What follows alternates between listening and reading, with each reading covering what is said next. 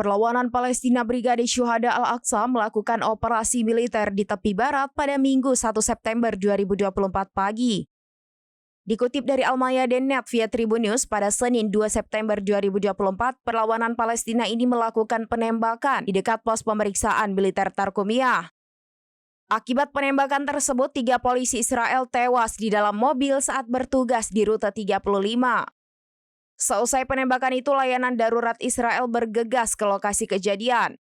Peristiwa itu membuat Israel langsung meningkatkan keamanan hingga bala bantuan dari pasukan militernya.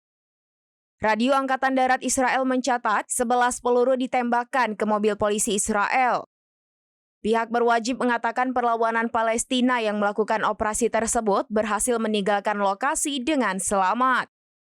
Oleh sebab itu, aparat melakukan pencarian besar-besaran terhadap pelaku penembakan.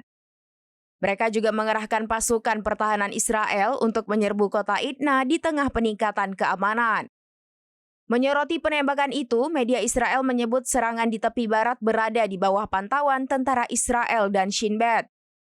Media Zionis mencatat serangan mematikan itu terjadi setengah jam setelah tentara IDF membuka pos pemeriksaan di daerah tersebut.